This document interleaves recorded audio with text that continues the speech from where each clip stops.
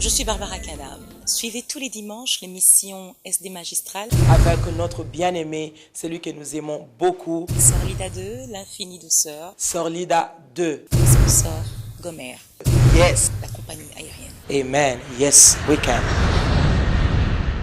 Dames et messieurs, bonjour. Nous y sommes déjà pour le cadre de notre émission SD Magistral qui va recevoir pour vous aujourd'hui une chanteuse de l'Éternel en la personne de Maman Laure qui est avec nous déjà sur ces plateaux. Nous, on improvise les plateaux partout. Hein. C'est notre plateau déjà et nous allons parler de bien des choses, surtout du tournée parce que l'artiste va faire un petit déplacement du pays, donc toujours à l'intérieur du pays, même de la capitale bien sûr, voulais-je dire, pour se rendre à Goma, à Lubumbashi, par-ci par-là, dans le cadre toujours des productions scéniques pour satisfaire tous ceux-là qui ont pu demander à ce que la star chrétienne descende pour agrémenter, voulais-je dire, pour aussi prier ensemble avec la grande famille des dieux et tout ce que vous connaissez là. Et à part ça, il y a aussi le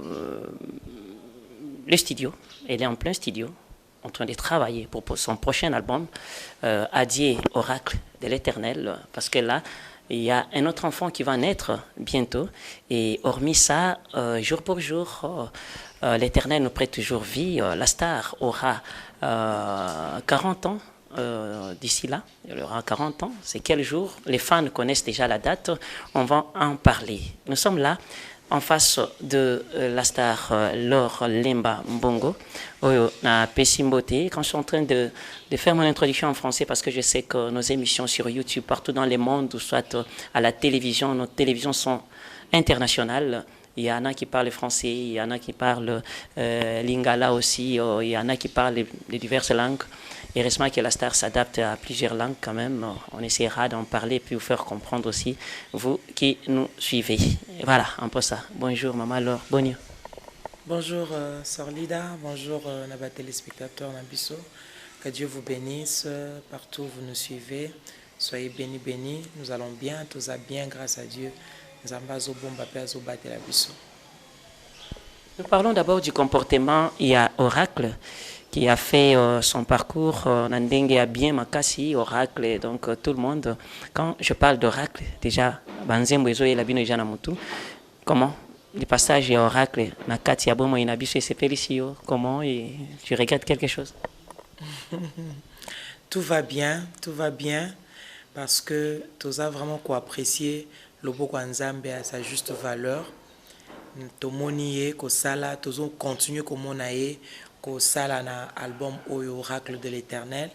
Ndenge ko bana biso adieu Oracle, mais ngana lina lo ba qu'on dira jamais adieu Oracle parce que nos albums ne finissent jamais. Grâce à Dieu, ba album Oyo et ko continuaka ko sala ka musala na ba via batu. Eza lokola ba livre. Il y a Bible, c'est-à-dire chaque livre il a un rôle nayango à jouer, chaque passage il a une édification nango et bane na bane banzembo il a lokola kisi na ba vie abatu lelo 4 ans depuis apparition à Oracle, mais toujours sentir on dirait c'est un album Oyutiko Bima voilà récemment. Mais Nzambe azo continuer et a continuer ko sala ndenge toyokaka mutu aza na problème azoyoka tina te na tina on dirait nzembo moko uta ko malobia. Donc 4 ans après tous a sikoyo en plein studio en train de se préparer. Donc Oracle les a se comporter très bien et ya munene ko leka c'est que nous avons des témoignages tous les jours, nous avons des témoignages positifs ya makamboyo et banzembo ya Oracle et tout ça la vie à Batu. Voilà, l'artiste a raison, c'est comme qui dirait l'artiste meurt mais ses œuvres demeurent. Elle a raison parce que même après elle, parce que personne est immortel, non? Même après elle, les œuvres vont toujours être parmi nous, c'est-à-dire Oracle va continuer toujours à sauver les âmes, Oracle va continuer toujours à être interprété, chanté par les humains. Ça, je voulais aussi les préciser. Maman, alors, depuis quand vous êtes en studio pour un prochain album? Et puis, comment tu l'as intitulé? Je crois que tu as copié Sabino titre et album nsima ya mwa mikolo tozotere yango nano parce que eosala sujet ya baptise na biso mpona bato bakoka kodécouvrir yango petit à petit, mais en tout cas mpona sikoyo eloko bandeko bakoki koyeba eza que toza na studio, tobandi studio il y a pas longtemps parce que tozalaka d'abord kopréparer mosala na kati ya prière, tosambeli tozocontinue kosambela pendant que toza na kati ya studio, donc mosala ezosalama déjà nakokoloba très bien grâce à Dieu parce que abandai ko accompagner biso dès le premier jour et azo continuer ko accompagner biso na musalango apesi biso banzembo album ekozala bongo na 12 titres na kati na yango, donc c'est comme ça que musala eza ko salema. Je sais que dans vos maisons vous me dites que non, vous dites que Sorlida et là encore. Merci d'abord à la star parce que les exclusivités, exclusivités, c'est-à-dire ceux qui œuvrent et à la main de Dieu et Bimi, sur maman alors c'est Sorlida à titre de flash.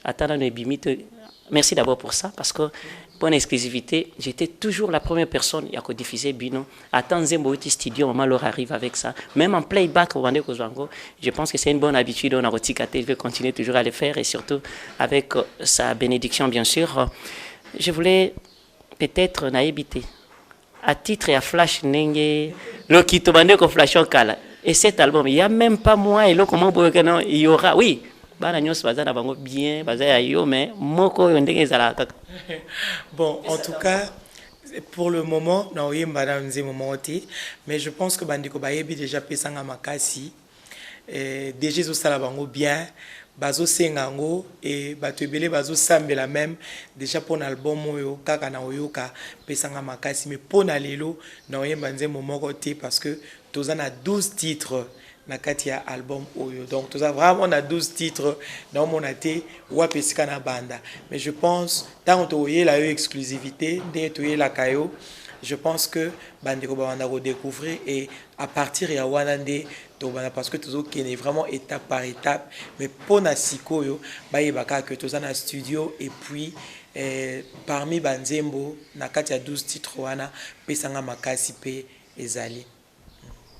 Maintenant je voulais savoir la dénomination ya banzembo nayo. C'est bien un début et vous avez commencé à vous dénommer ou bien après avoir fait la chanson de Boyeko dénommée. Qu'est-ce qui avance? Comment vous faites? Ou bien ça vient quand?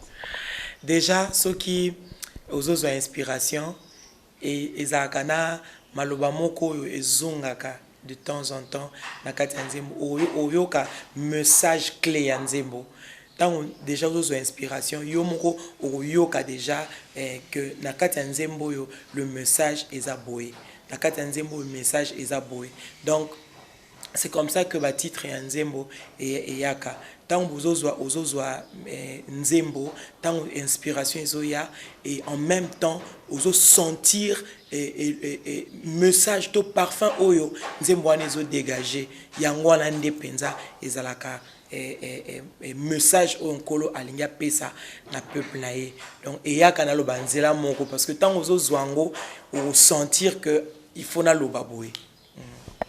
Et souvent tu nous as habitués à Zembo sur ebimi, album ebimi, na style accoutrement. Toza na style nini to? Ba deko ba découvrir ndenge katozo kende, ndenge tozo pusana ba découvrir mbaloyo et ozala ndenge nini, accoutrement et ozala ndenge nini, nyonso wana ekoya na misala ndenge tozo kende na ba découverte parce que toza penza ne bandeli, donc to koki ozala précité. Alors, j'ai pas mal eu aussi des témoignages. Et ça, on a visité, parfois, en tout cas, j'ai vu ces dames-là, au travers de la chanson, quand vous avez et consort. Est-ce que vous avez des voix quand tu composes dans le studio? Vous avez des voix vraiment, et puis tu barango.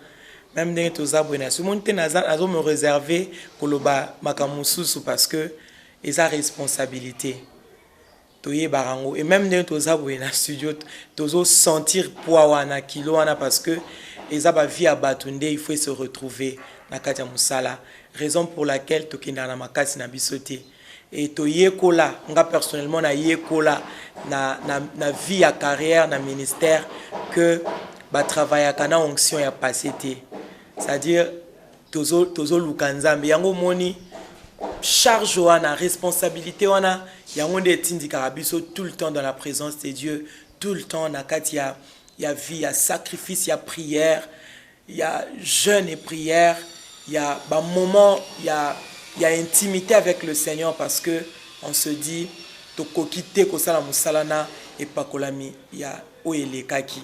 Donc musala nyonso ezana besoin, il y a onction na yango, il y a sika. C'est vraiment une responsabilité et toza totike la rango Yesu, totike la rango Yesu parce que biso moko toko kate. Toko kate yem tayebi besoin o ezana kati ya mitema bato. Tozala ki na posa rosala même pas album sikoyo, si bien que ba comme dire ko tout ça, mais tu as vraiment besoin to tika ndenge to salaka kotika tout ça. Et quatrième année yango dans la prière ndenge to te akapé to yebisaka bato que quand le temps de Dieu arrive, ils aura toujours accompagné na ba signe. Le temps de Dieu a toujours été accompagné na ba signe et signe na eza que tant autobané ko bonde la pona album à pourvoir na o nyonso et kokai kozala besoin ya musala et yangonde ezaki signe ya munene ezotalisa biso que c'est le temps de Dieu et toza na kati ya mabondeli apesa ki biso déjà banzembo ebele aboye et komaki likambu ya sélection dans la prière pour to tikala na échantillon o esengeli ezala livré et na kati ya panoplie ya banzembo nyonso nzamba apesa biso na avec le Saint-Esprit. Il nous a aidé dans la sélection pour que totikala na 12 et tozo croire que 12 titres oyo eza réponse ya nzambe pour na peuple nae eza kana titre moko oyo tozo sala remix selon l'orientation du Saint-Esprit et demande ya peuple mosusu oyo bazaki na besoin ya message wana en français eza pèlerin nzembo ya pèlerin yango nde tozo et dans seul eza le quoi remix na kati ya 12 chansons wana et eza lisusu na nzembo moko oyo tosalango na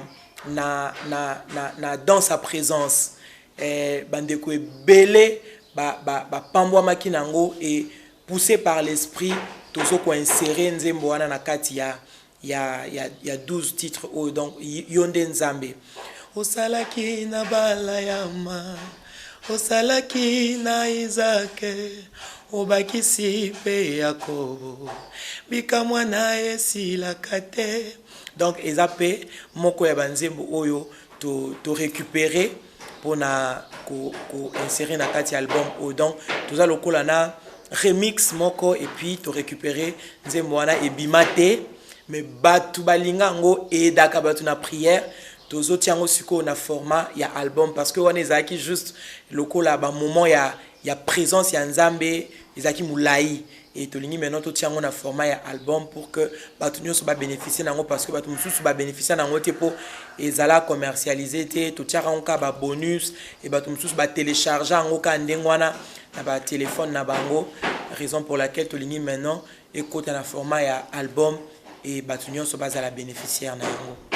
Avant de clore le chapitre et album, je voulais seulement savoir la date exacte ou bien l'année exacte. Cet album-là va sortir cette année. Ce qui est année, on a moins d'année. Tout si ça musala comme ça, tu peux fixer parce que c'est probable l'année, oui. Tout si ça non musala. Solida. Torozonga kaka pour bandeko ba yiba maintenant précision ya date makambo nyonso nde to salaka parce que to linga te ko fixer makambo bien avant pour esalamate parce que promesse eza ekomaka nyongo il faut bosalango ndenge bokani. Alors lokola tozana vraiment na ebandeli ya musala to tala ne musala eza ko évoluer et na suka nde to koyeba ko fixer maintenant date ya sortie ya album. Voilà, nous remercions les sponsors. Donc Gomer, Yes Weekend, donc c'est une compagnie aérienne. Donc Je commence d'abord par les patrons lui-même, M. Dieudonné Bakarani, donc le numéro 1, Alpha 1, comme on l'appelle. Il y a Alpha D aussi qui est Jean dédié Gâteau. Je salue aussi avec tous les respects. Pourquoi pas parler de M. Dilip Tewani qui est le directeur commercial de la grande compagnie Gomer, ainsi que celui de l'administration, donc M. Prosper Moabé, le directeur administratif et financier. Nous vous disons merci parce que vous nous avez permis à ce que nous puissions œuvrer avec tranquillité. Donc, merci. Donc, vive Gomer. Maman, alors, nous allons passer maintenant. En fait, c'est la toute première fois que je vois la star, sans complexe, sans quoi, qui va fêter ses 40 ans, et à l'Oubipé 40 ans, d'ici là. Au Bangite.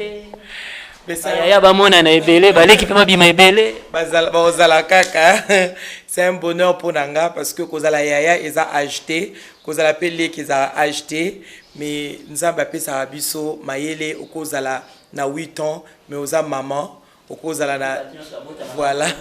Voilà, Kozala na 50 ans, 60 ans, mais Ozana au bébé, donc âge, et ça juste.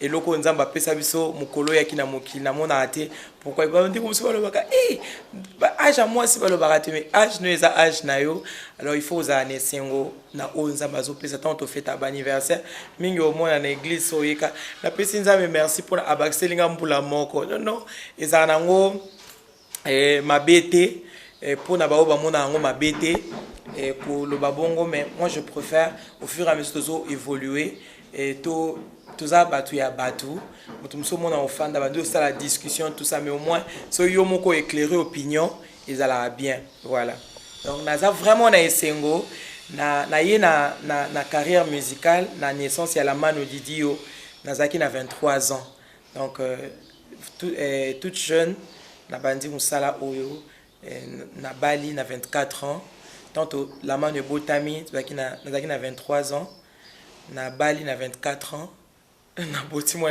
na 25 ans grâce à Dieu et les loyo na comme na 40 ans c'est-à-dire grâce à Dieu et nazo pe sanza me merci pour na yango pour na bane on a sali na musala et nazo lingana ebisa que na lina continuer na ye et concert comme on a ngwe Benezer parce que si je comprends bien à l'occasion il y aura un concert.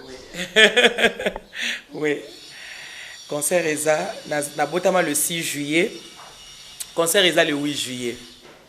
Parce que le 6 juillet est tombé un vendredi. Vendredi, en gros, mingi ba jour anniversaire nanga. Le même jour ou bien après un jour, nazalaka soit na orphelinat, soit na maternité pour nous visiter bana ou babotami le 6 juillet. Et puis ko na mama nzambe o muke nzamba monisaka na maboko ko kende ko libérer un peu basi o bakoza la tombe susu na moi problème muke ya mbongo mais afandi na hôpital ezaka na mo mesano na biso lolengi wana nga personnellement les engagements moko na zala nango ce qui atana koki en ko sala ngote le même jour mais je dois le faire et mokola le 6 juillet ou bien le 7 de tozala na programme na biso ya main de compassion donc na maternité ndenge tout ça qui année passée na kendara mingi le 7 pour bano babutamaki le 6 juillet na mona bango na bondela na bango tout ça et le 8 juillet ndé tozana concert na Showbuzz donc ozana concert na ngaki juste na occasion ana na pesa nzambe merci na tatola monene nzambe na public o ba soutenaka biso naza na besoin kozala na bango na chaleur na bango et puis ba ebele pe ba botami na juillet bayaka na ba concert wana ba op bazala na besoin ya web sa maman Laure chaleureusement joyeux anniversaire bazala na besoin ko participer yango wana na linga été surtout na âge oyo ko leksango ndengwana tozala le 8 juillet na Showbuzz. Maman, alors ce qui est vrai aujourd'hui aux stars internationales connues partout, mais ce que moi je peux dire, na yebite so comprendre yango oza mutu moko oza so normalité oza nti batunyo sauté c'est-à-dire ta propre famille baboti boti bana baboti mwana moko oyo lelo aza sikoyo étoile moko pona bato ebele non seulement ya famille comme ya mboka et comme ya Afrique et déjà musika. En parlant avec maman parce que maman est encore en vie et d'abord ma félicitation place à Zali. En parlant avec maman, tu dit quoi à ta naissance? Qu'est-ce qui s'est passé? Est-ce que normalement boyé ou bien qu'est-ce qu'il y a dans anomalie moko? Parce qu'aujourd'hui aux Astar il faut qu'est-ce qui s'est passé aujourd'hui? Naissance nanga ils ont vraiment normalité. Mais ils ont plus que normal, pour ne pas dire anormal. Ils ont plus que normal parce que naza mwana moko vraiment likabo. Ce na kolo bango ndengwana, je le reconnais. Na pesi la ngonzame merci. Na botami sima ya stérilité, ya tango moulaï ya maman. Non seulement azaki stérile pendant longtemps, mais après akomi ko zemi mais azo bana bazo kufa azo simba bana te akomi siko ko kufela bana aboti mona liboso c'est-à-dire azuize mi liboso abotaki na 1970 mwana kufi et sengonyo se katani na nzela après akomo luka sous zemi yakate aye kozwali sous zemi 6 ans et demi après à zemi pour abota dans 7e année après kozela aboti sous mwana mususu mwana kufi c'est-à-dire moi c'est moko stérile baboye na mabala après aye ko s'installer quelque part azu mobali moko abandi ko bota bana bazoku mwana kufi zemi yango ya liboso après ozeli lisusu opoya kozwa deuxième grossesse mwana oboti susu mwana susu akufi et après quelques mois seulement le Seigneur l'a encore visité pour aya kobota nga mais kobota malanga siko ezalaki ndeni ezalaki que amemi zemi pendant 9 mois ndenge ezalaka mais jour nga kobota aboti de doneti ba au mona mwana mais on dirait na eloko moko le quoi plastique emballé donc mwana moko on dirait ba fini kai je sais pas on dirait ba couvrailler na ndenge soso azalaka na liquide mais liquide en ça et comme le quoi sachet ils a transparent mais moi naza en kati alors pour ce que moi na ndenge bimaka bimi mais on dirait emballage moko boye na moi na kati donc ils a qui vraiment mystérieux bazui siko emballage wana ba kati yango nde tant emballage wana katani et ça le quoi je sais pas on dirait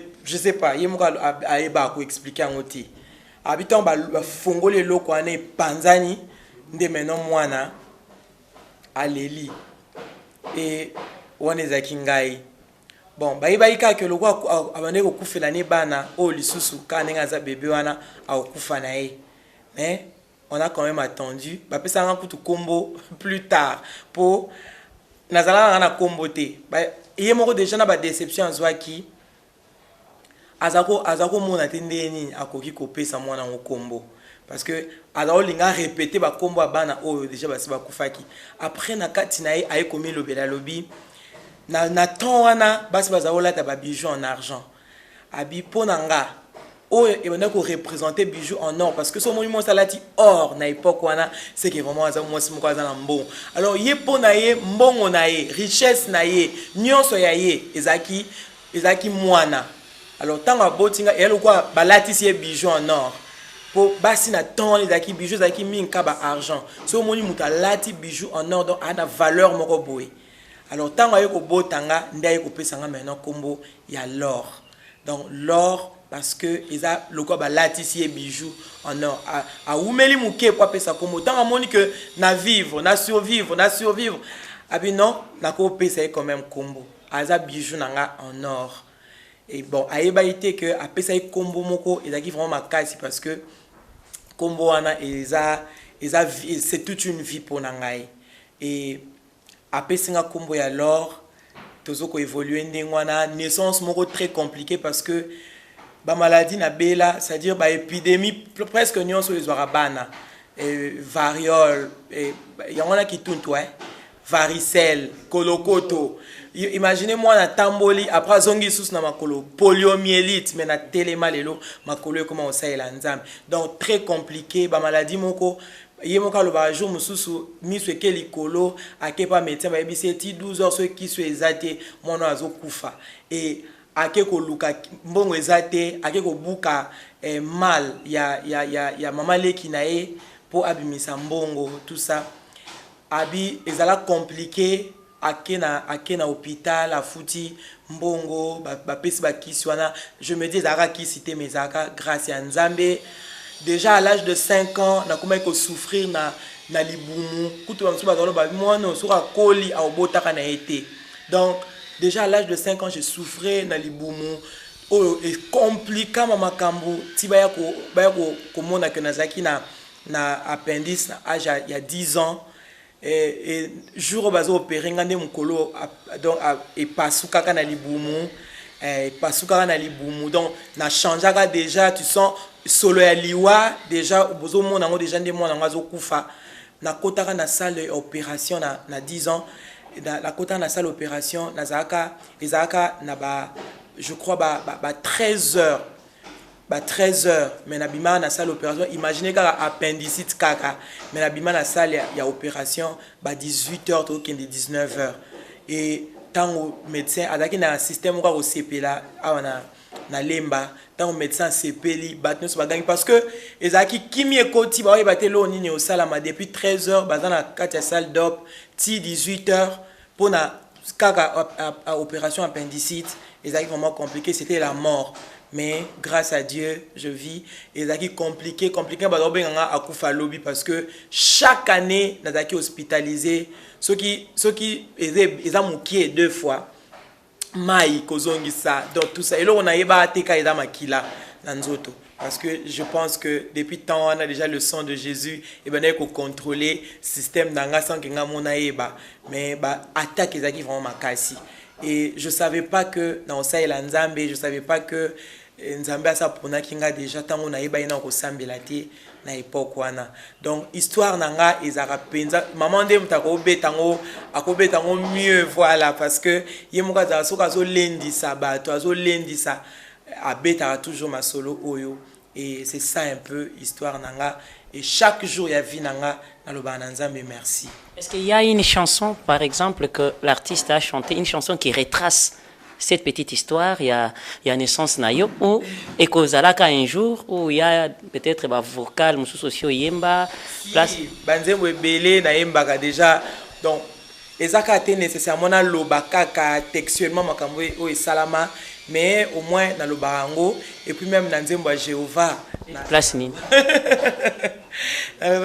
Nage disant Shilo nangai appendice perforé na libumu yaya nangai yeso mama obigisanga na kufa Shilo nangai nayemba lolenge nini shama nangai nayemba lolenge nini yango yesu nanga o Jehovah nangai o Jehovah papa nangai Jehovah.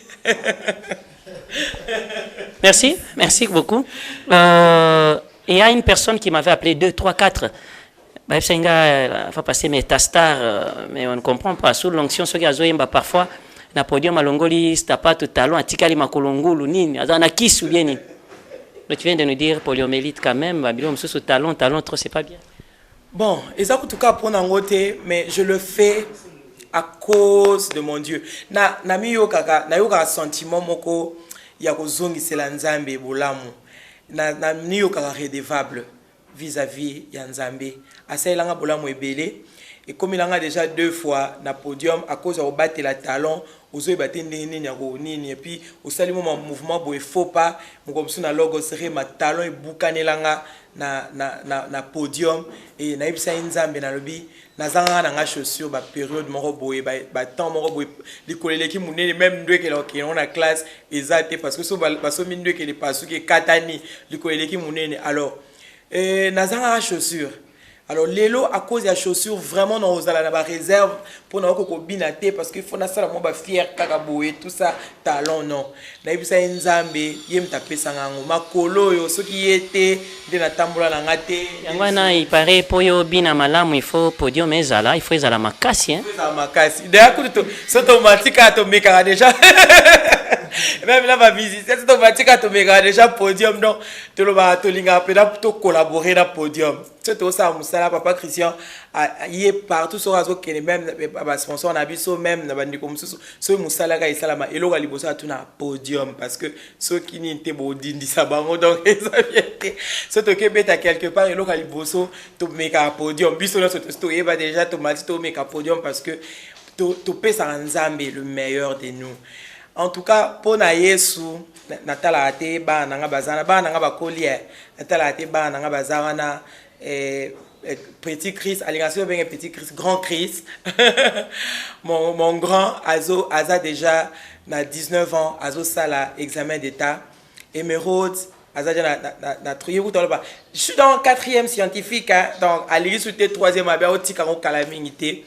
Donc Guillermina Azusa qui est déjà 2e secondaire donc bana ba koli bana et puis baza pena tout ça kana ba immeuble ya milai donc tobina liboso bana parce que on se dit so inzambete so yesuté donc on sait pas alors pour nangonde na longola chaussure ba te belé ba sala ka interprétation longola ka ma papa donc c'est que c'est plus que ça parce que bolingo et ça plus que wana tolinga nzambe et tolinga rosalela vraiment en toute liberté.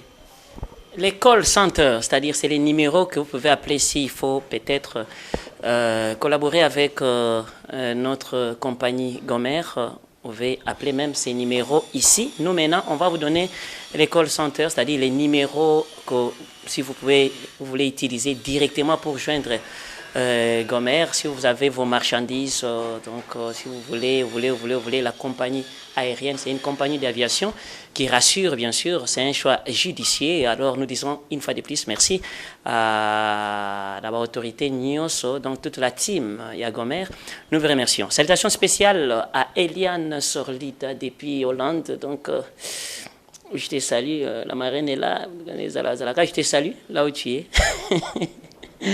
Voilà, et à part ça, je pense aussi à toutes les personnes qui nous aiment, bien sûr, qui nous amourent, nous vous aimons aussi. Et si vous venez de nous joindre, cette émission a reçu Maman Laure, qui est une chanteuse chrétienne internationale. Donc, il y a de ces chanteuses-là, elles ne sont pas limitées, Kinshasa, non, c'est partout au Congo. C'est partout en Afrique, c'est partout dans le monde. Elle a fait Bataclan, Saint-Michel, Academia, elle a fait les États-Unis, elle a fait ceci ou encore, partout elle a fait. Et je vous diffusais les images, donc Bato Bayebi, toutes les images possibles, tout le mouvement de l'artiste à l'extérieur du pays, je vous les diffusais et j'espère que Nazam Tiakosamba le sous-souté parce que je voulais diffuser. Ezaki Abino, donc j'ai raison quand même, hein. Mais ce n'est pas encore fini, ce n'est que le début d'un commencement. Naïbité. Aujourd'hui, on a un hôpital, Oyo, et la mano Didio, avec la présidente, bien sûr, Maman Laure. Naïbité, comment d'abord tu as pensé directement à faire moi hôpital Nabiso? Naïbité, est-ce que ça pour une petite histoire comme tu as vécu ton enfance? Tu regardes, il faut que Opé Sakabadon, pour naissance Naëzala qui est d'une manière mystérieuse. Maintenant, tu fais que des dons. On a aussi diffusé des dons par-ci, par-là, par-ci, par-là. Qui est derrière toi? Badon au Pesaka, Mambo, Bimisakawapi. Et aujourd'hui, c'est un hôpital qui aide aussi les gens. Je ne sais pas. Pourquoi tout ça? Nakatia la mano Didio, tout ça a 3 branches principales. Tout ça a 3 principales branches. Oeza, musique, intercession, paiement de compassion. Nakati nango tant que ça musala musique le Seigneur nous a dit musala il faut soubassement nango à la prière et prière car pour na bisoté mais pour toutes ces âmes oyo bazako bazana besoin il y a le sambo il y a nzambe pe bazala sauver et tout sangisaka bandeko belé na cadre ya intercession na biso pe to organisaka ba moment ya ba évangélisation publique. et bongo na branche na biso ya main de compassion tout ça la kaba œuvre sociale mutuaza derrière biso teka Yesu ndaza derrière biso Yesu azarana batu na ye c'est-à-dire bana na nzambe lokola sœur Lida lokola frère nanga lokola sœur nanga soki to lancer mbela tolobi tozo kende neti toloba exemple to kende orphelinat au mona na noyau na biso na bande comme sous pe o ba soutenir la mano de Dieu baza de loin na ba prière ba participaka au mona o ya yena carton à jus o kuna yena moi paquet ya mai o kuna yena elamba o kuna yena savon o kuna to sangisi. C'est comme ça que tout ça la musala oyo na oyo nzamba azopesa biso parce que nzamba pesa biso maboko mibale moko eza ya yo mais moko mso ezala pona ko tendre na ba oyo bazoni baza lokwa ba proche ba prochain. Alors toza nango ya extraordinaire te mais toyekola que kokaba ezala kaka te okoma na ba millions mais soki okozala na $10 de komoko pembeni na yo aza na besoin il y a 3000 francs. Je pense que $10 soko longoli 3000 francs 16 000 moins 3000 et aussi en ango problème T. S'il y a un organisme qui vous vient en aide, est-ce que la porte est ouverte? Porte est grandement ouverte. Porte est vraiment ouverte. Déjà wa tozo pesa fondor place nango vraiment et puis toza déjà ko installer bureau. Tu peux savoir nos adresses, il y a la mano Didio musique T mais fondor kaka fondor. Fondor qui veut dire la fondation Laure Mbongo. Oui. Maternité et Zana Maluku déjà aussi si premier bâtiment tozo si ça peut deuxième bâtiment papa Christian Zaki kuna lobby pour na bâtiment ya munene ozo sala bazo tonga ngona ba moyen o nzambe azopesa biso so tozui tolongoli $50 to sombi moi ciment tolongoli $50 to futi ba maçon ka ndengwana tozo sala musala grâce à Dieu au monde de comme ça yo kama lobi ah maman là on a tiré ta $50 pour na biso ezaka motuya au mona to sombi eloko moko kokozang ba condition déjà tozo sala musala eza moi pasi parce que ma ezate na secteur wana eza parmi ba urgence o to koyi kozala nango quand Dieu nous donnera des moyens ba de bazolanda biso ba bien aimé ya ba organisme si vous sentez que vous pouvez venir en aide. En tout cas, la porte est grandement ouverte. Venez, nous vous attendons à bras ouverts. Vraiment, ce projet a besoin de vous. Nous avons besoin de partenaires. Mais en entendant, on ne peut pas croiser les bras parce que nous le faisons pour le Seigneur. Tout ça, la Congo, parce que Eza fardeau, Eza nin. Na kenda ki na Amérique, grâce à Dieu, na accouchement, oyo na utiko kozala nango nazana na mwana il y a 1 année et 6 mois. Na bota ki na Amérique. Na koma ki na Amérique na moni ndenge nini d'habitude na boti awa na Kinshasa na ba accouchement nyonso précédent mais moi na oyo grâce à Dieu tokene na Amérique pona ko botai to boti moi na ona Amérique na ke ko mona ndenge nini bato basioyo ba national bazo bota na mboka na bango ndenge baza prise en charge ndenge bazo sala bango bolamu ndenge nini mwasi oyo azopesa vie azana esengo ya kopesa vie na tali ndenge nini prise en charge ezali ndenge nini bazo zwa soin ya mwana déjà omoni facture na botaki na césarienne facture ezaki likolo mais déjà balobi gouvernement pona mwana na bango assez alongoli libino déjà 40% na bandi kotala babilo kwa nso na lobi Seigneur pourquoi pas makambo. En tout cas j'avais beaucoup prié mais na lobi na binzambe na biso na moni ta mususu tozaka boke tokende to anda okena maluku wana na ba terrain wana de temps en temps na misala kuna ko kepi ko contrôler ba terrain na biso tout komi wana ta mususu mona peut se familiariser ki na ba voisins ba ndeko baza tout autour na kati ya mboka wana soki to komi au moins ta mususu bozo régler problème ya mwana zo kufa pour na 20 000 francs. Moi c'est akekobota maternité ta mususu secteur wana nous maternité ezate mutu na butu mutu akozo passa robota boti na ndako azana aide te car mutu car peut-être bakobenga ka voisine o ayebi quand même moi ba notion na botissier c'est-à-dire c'est compliqué mais maluku eza quand même il y a bon lieu mais eza quand même na ville eza libanda te Omoni. Alors on se dit, pourquoi pas te initier le komoko? To fuka maka jour on a Christian, Tolobi, na li sundi a mutute, mais yonza me loko zanzame au sala. Yango moni solida, nde tozo bunda na construction, toza na biloko, bato a bonne volonté, o bazo pambola, petit à petit, au moni, quelque chose pour avancer parce que mutum soit cause na ngote mingi bato bazana ngote nde bayaka na seko monaka $50 mais na ba cotisation na biso personnel to commander biloko to si to zu déjà moi équipement na biso muke botindi basombe bino bosangisi moi mbongo $20 botindi basombi na milobelaki nzambe to komana likambo na suka na yo.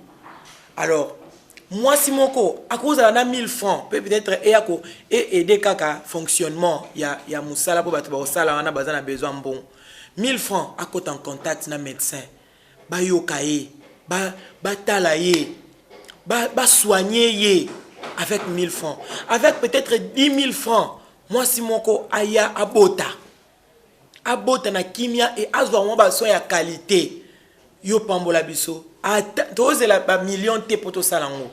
Mais oyo kaka izo monana grâce à Dieu. Pour vous contacter, on peut avoir un numéro quand même. Toza na numéro, vous pouvez contacter biso na 082 19 70 104. 082 19 70 104. Donc on appelle un numéro mususu 099 751 30 78. 099 751 30 78. Donc on a beaucoup de contacter biso pour na toyeba nini toko sala ensemble. Mais en tout cas, tout de suite avancer déjà dans le deuxième bâtiment où ils ont construit. Tout de suite sali pe nini bâtiment ya ba toilette et tika ka to équipé en gros mais urgence na biso siko eza mai na courant parce que courant est athée mais dans un premier temps to banana groupe électrogène et mai ceux qui nzamba pamboli biso to kotia forage mais en entendant tozo ndima comme ko toka de loin parce que tono moko eza 7000 francs imaginez si faut batonga bandako combien ko dépenser mais on le fait avec le Seigneur petit à petit nazo croire que nzambe a osala biso grâce. Nous déjà na émission Nabiso, nous sommes arrivés à la toute dernière partie où la star va parler peut-être de sa sortie, donc de la sortie de la Mano Didio hors Kinshasa pour aller prester à Goma et puis à Lubumbashi et consorts. Mais en attendant, je ne manquerai pas à saluer les personnes qui nous suivent d'abord. À Paris, je vois maman Pépé Muzungu, je vois aussi maman Colette Matumona.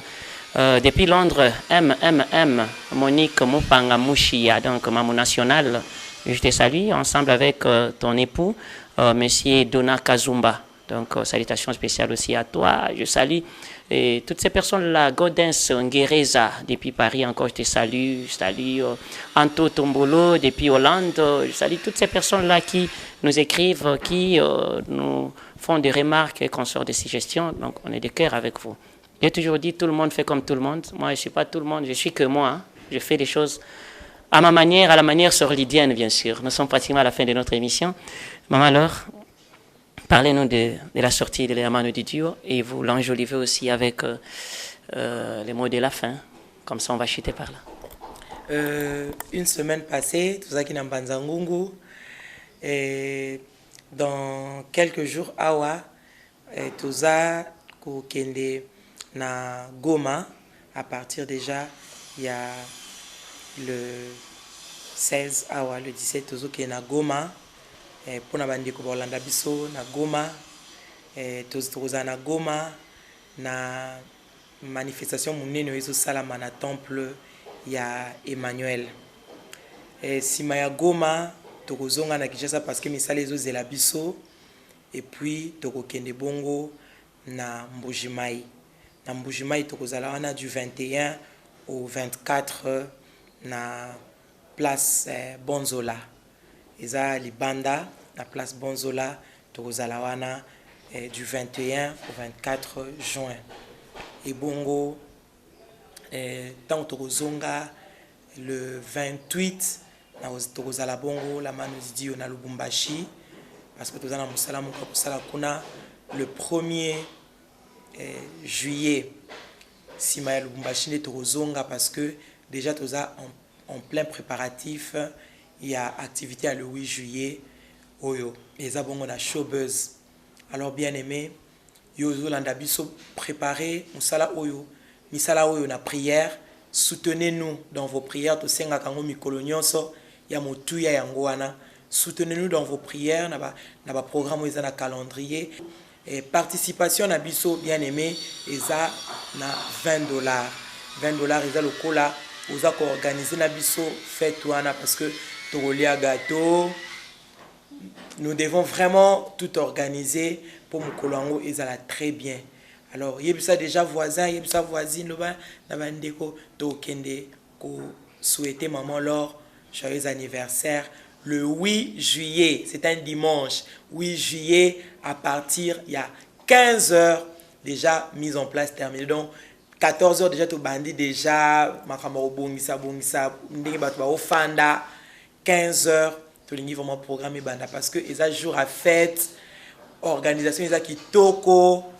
Bon, on a ba surprise ebele bandeko mi baza déjà ko se préparer bandeko libanda o bozo se préparer pour na koya bandeko potokola pambola bino bandeko ya katanga o bozo ko se préparer pour na koya bandeko braza ba fiole na biso boza partout o bozo se préparer pour na koya nzamba pambola bino et ben maman immaculée bazo bongama déjà pour na koya nzamba pambola bino et merci na ba organisation se bozo sala pour na ko souhaiter un joyeux anniversaire mon koloana naza vraiment na esengo naza très heureuse et tous na mabolongo boza na mabolongo ensemble na biso po to tika nyonso na maboko nzambe nyonso le kamalamu prier pour cet album le bana nzambe ndenge to yebisa rabino toujours yebisa nzambe ba problème nanga na lingi na trouver solution na kati album wana. Alors nzambe tanga koyoka yo akosala que banzembo ya zo pesa biso wana et écoutana na likambo na yo pe ma solution na likambo wana pe otatola ezala bandeko balobaki ngai témoignage nanga na oracle lelo tozoloba bao bazangaki bana baboti mosusu abaki ngai avant que oracle le kanga na obota et nzamba pesi mwana mobali après 10 ans ya mariage apesi mwana wana kombo oracle de l'Éternel parce que azaki na décision abinga avant album oyo le kanga na vivre oyangai.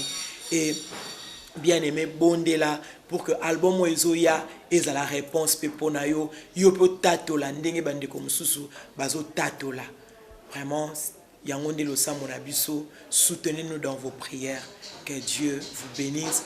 Répondez massivement na ba programme nyonso kola kozanga te ko pamola bino ata bandeko bozana Kinshasa. Si vous voulez contribuer pona nini oya maternité projet oya maternité bien aimé o même sourire na vie à moi si moko na vie ndeko moko contribue tant que vous avez $5 eza muke eza ebele parce que $5 ekosomba mai ekosomba tuki ya mai. Contribuez bien aimé nzambe auzanga te ko pambola bino. Que Dieu vous bénisse. La mano de Dieu mobimba et pambolama Sorlida soyez béni bandeko nanga baza a vous avez belé ba cameraman na biso zaba pambola bino na kombo na Jésus Christ. Nous reprenons. On sait que l'actualité, la mano de Dieu, c'est ici. Les exclusivités, c'est ici. Inad 20, on va commencer à vous annoncer.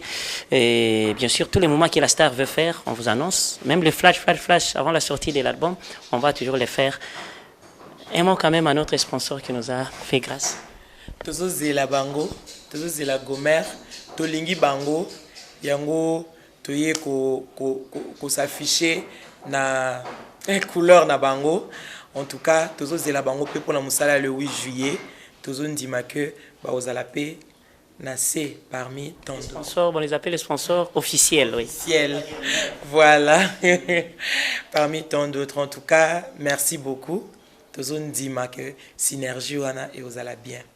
Alors, Nazo des annoncés, mais merci quand même à Novia Lokula, j'espère bien. Merci aussi à Sissi Lego, un artiste, je pense aussi à Bivens, l'artiste musicien chrétien. Pourquoi pas aussi à directeur, donc derrière la caméra, je vois Fiston leader, donc leader des images. Beau-frère Nangaï, oui. Ziata. Voilà, merci à Vivens Ziata, merci aussi. D'abord, nous sommes à l'Andibiso, soyez toujours ici, les news, les gamano, des Dio, Bojango, Awa. Je vous dis merci. Au revoir. Nasengise makasi upesaka na Yosefu ata na boloko na ebi na kolonga pesanga makasi pesanga makoki pesanga maele ngana salela yo. Que Dieu vous bénisse. Bakoyoka sango bakoyoka lokito.